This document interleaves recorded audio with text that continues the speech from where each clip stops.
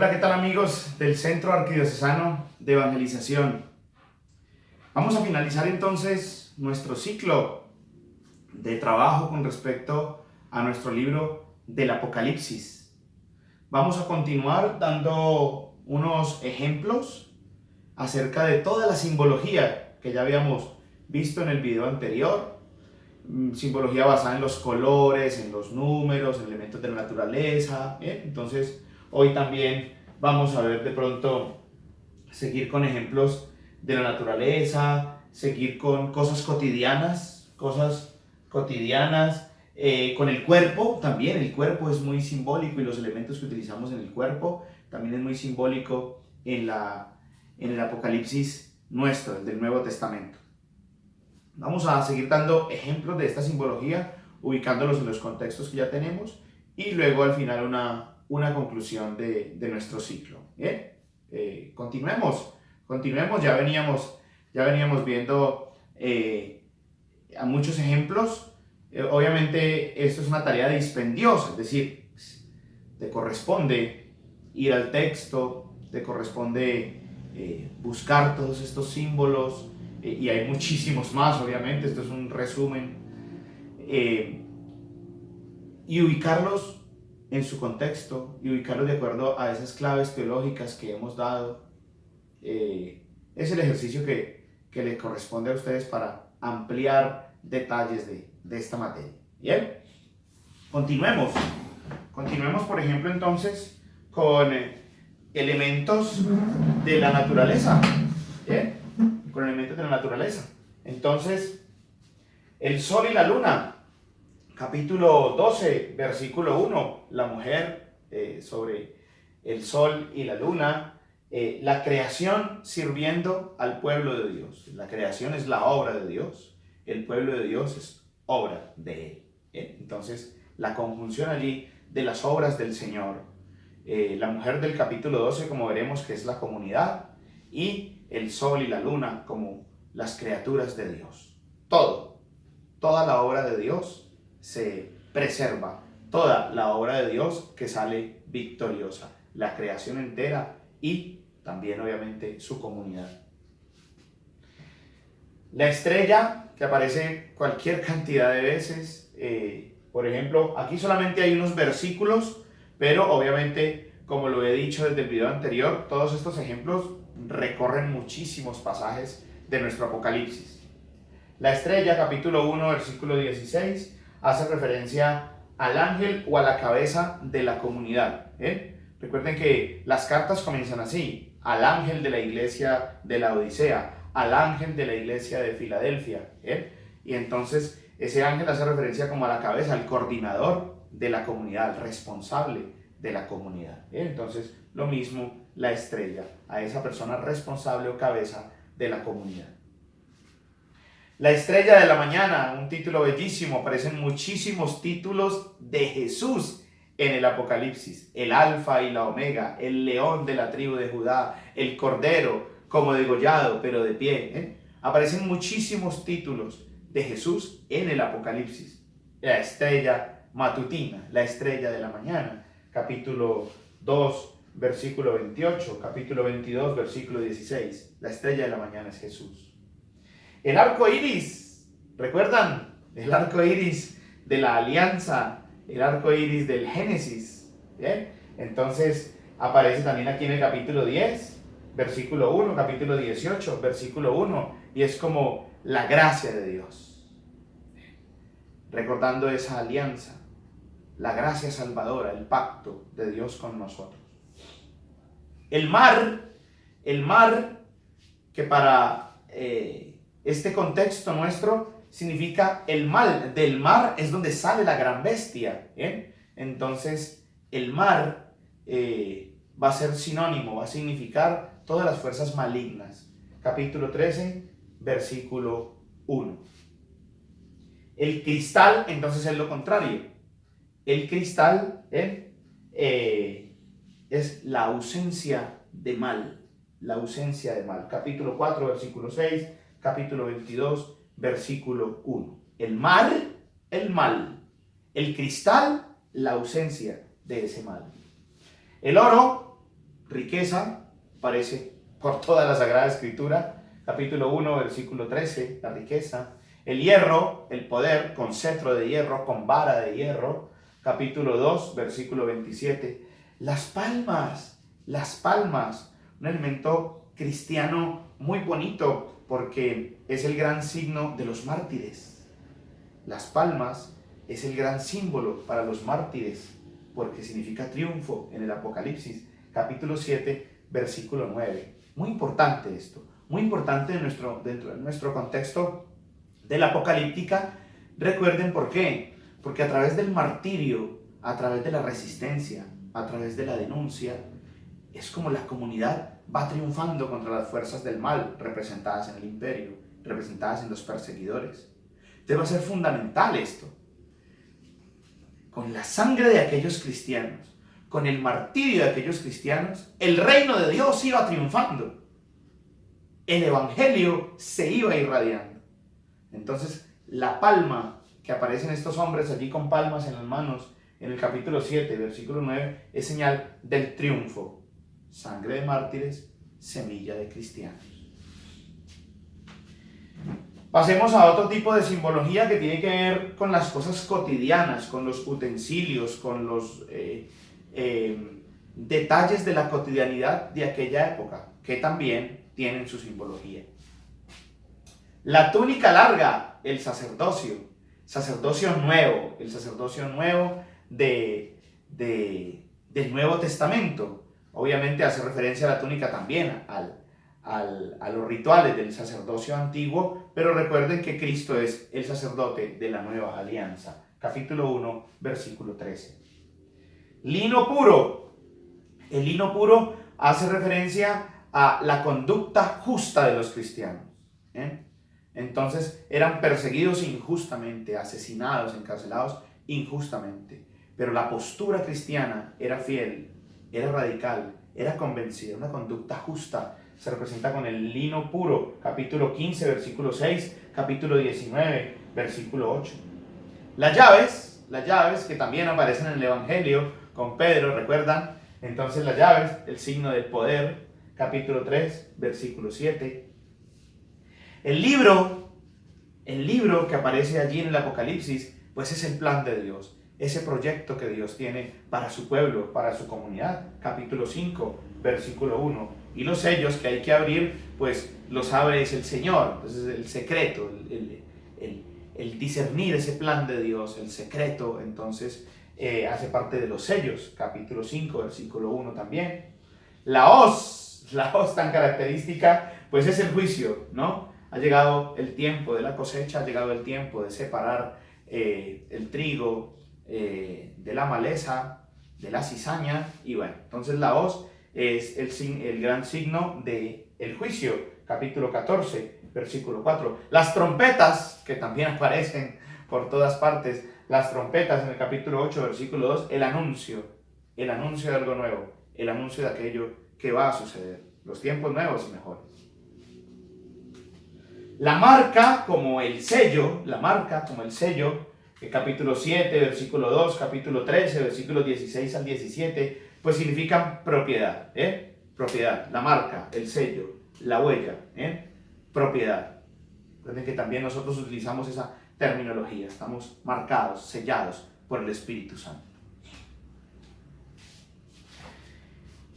El cuerpo y las cosas de nuestro cuerpo también van a manifestar muchas cosas a la hora de transmitir el mensaje con el género apocalíptico y en el contexto del primer siglo, finales del primer siglo de nuestro libro.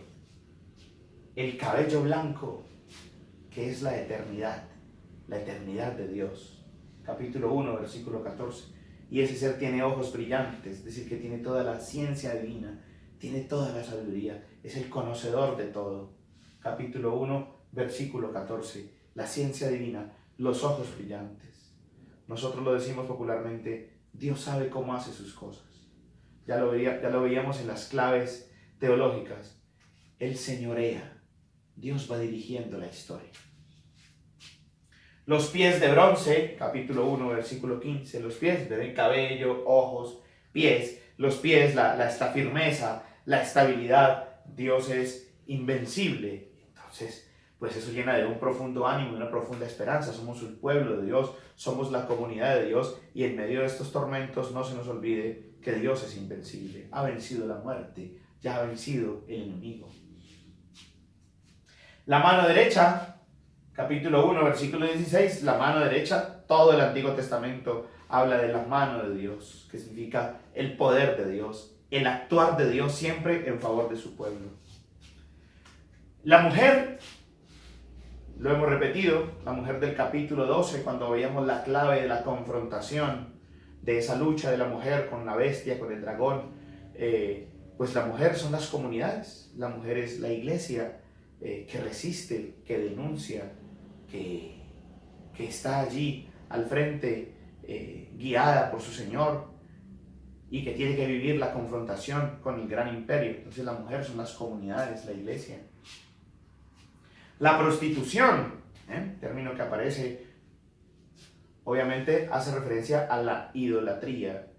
Todo el Antiguo Testamento, cada vez que el pueblo rinde culto a otros dioses, cada vez que el pueblo contamina su fe, pues es un pueblo que se prostituye. Y tiene que darse ese proceso de perdón de Dios, de misericordia de Dios, que vuelve y acoge a su mujer, a su esposa, a la comunidad.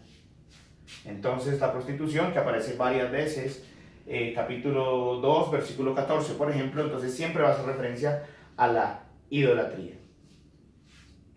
La novia, la esposa, esta novia bella, esta esposa bella, vestida de una manera elegante, de una manera hermosa, pues hace referencia a la iglesia, a la comunidad del capítulo 19, versículo 7. Esta novia, esta esposa, ahora con un traje nuevo, es la iglesia. Las bodas del Cordero. En últimas, muchachos, en últimas, este Apocalipsis es como una liturgia celestial, ¿no? Es como una liturgia celestial. Para un motivo fundamental, para celebrar las bodas del Cordero. ¿Quién es el Cordero? Nuestro Señor. Las bodas del Cordero, ¿con quién? Con esa novia revestida bellamente. Las bodas del Cordero, entonces, es el establecimiento del reino de Dios. Capítulo 19, versículo 7. Capítulo 21, versículo 2. Entonces, amigos, pues toda una serie de símbolos que cuando ya nosotros hemos tenido la experiencia de las claves teológicas, hemos tenido la experiencia de un marco difícil y complicado para las comunidades cristianas de finales del primer siglo, cuando se escribe el Apocalipsis. Cuando hemos tenido la experiencia que es un pueblo que bebe de las fuentes del Antiguo Testamento, que tiene memoria histórica de lo que Dios ha hecho en antiguo, para celebrarlo. Y ese mismo Dios puede hacer ahora un acto poderoso de liberación, y lo puede hacer ahora en el contexto del primer siglo, finales del primer siglo, y lo seguirá haciendo.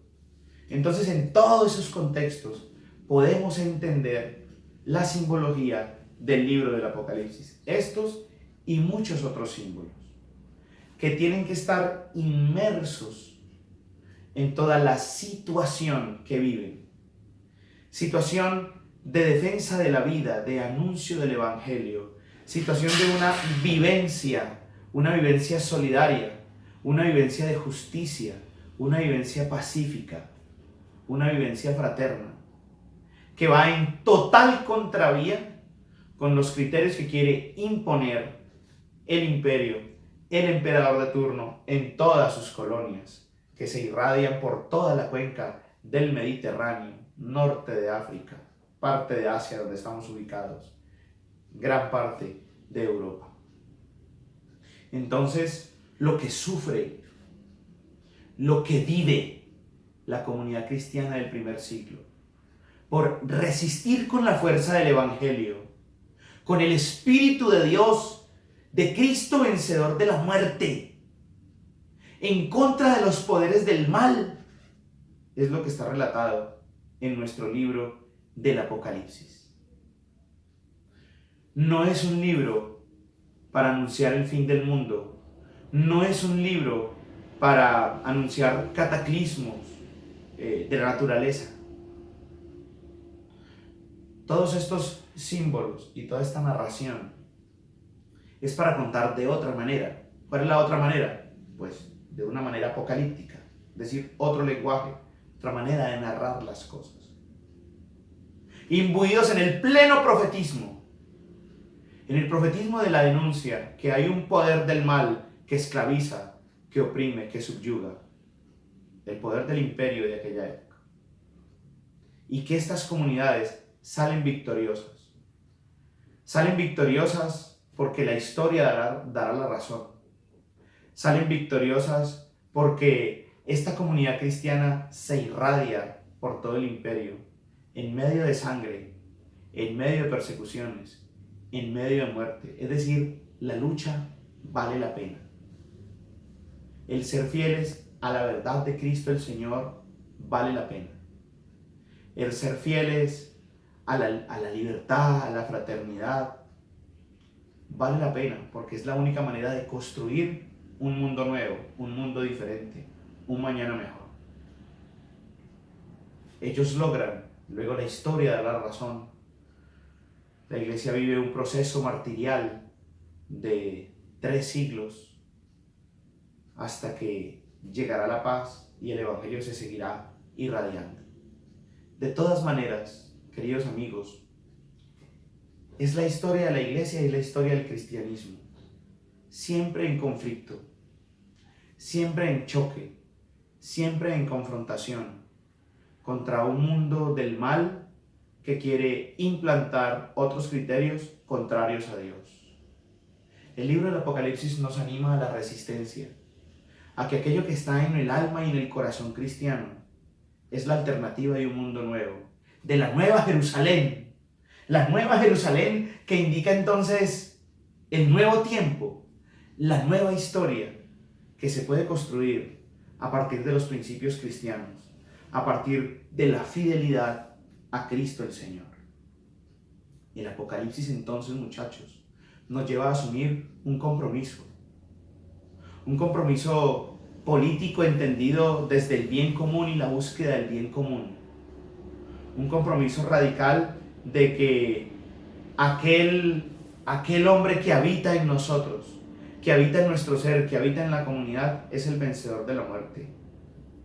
Ha pasado por la muerte porque es un cordero degollado, pero está de pie. Nos volveremos a encontrar en Apocalipsis también con el árbol de la nueva vida. ¿Recuerdan cómo comenzó el Génesis? Asimismo termina el Apocalipsis, con el árbol que da la vida, con el árbol de la vida. Porque en esta vida de martirios, de tormentos, en esta vida de sonrisas, en esta vida de cosas bellas, en esta vida de cosas maravillosas, en esta vida de conflictos, de sudor, de lágrimas, en esta vida vale la pena afrontarla, vale la pena vivirla, porque Dios va con nosotros, porque Dios nos señorea. No tapamos el sol con un dedo, no ocultamos la situación difícil para establecer, para instaurar el reino de Dios. Siempre será un conflicto, siempre será una lucha. Estamos invitados a resistir, a anunciar al Cristo vivo, aunque las ataduras de la muerte quieran a nosotros también esclavizarnos. A anunciar al Señor que está en su iglesia, que está en sus comunidades, comunidades que de todas maneras seguirán siendo infieles. Seguiremos cayendo, seguiremos pasando por la ruta del pecado. Por eso el llamado a la conversión constante, por eso el llamado a la no idolatría, a la no prostitución. Por eso el llamado a convertirnos constantemente y a dejarnos guiar por este Señor que nos quiere dirigir la historia. Es la historia de la iglesia porque es la historia del pueblo, de una iglesia que es infiel, que ha perdido su primer amor, que que se puede dejar llevar del temor, de la angustia, pero resalta estas figuras apocalípticas, resaltan estas figuras que nos plantea el Juan del Nuevo Testamento, para decirnos que no estamos solos, para decirnos que por muy gigante, por muy enorme que sea ese dragón, seremos vencedores, porque la nave de esta historia la dirige el vencedor del enemigo, el vencedor de la muerte, Cristo, que es el principio y el fin, que es el alfa y la omega, que también aparece en nuestro texto. Muchas gracias. Damos fin a este ciclo sobre nuestro libro de Apocalipsis, para que reafirmemos nuestro compromiso, nuestra vocación, por un mañana mejor, por la lucha para que el reino de Dios se irradie, penetre las conciencias, los corazones, las estructuras del mundo en el que vivimos, iluminados y alentados por estos hombres y mujeres de estas comunidades cristianas que con su sangre fueron la semilla de nuestra fe. Bendiciones.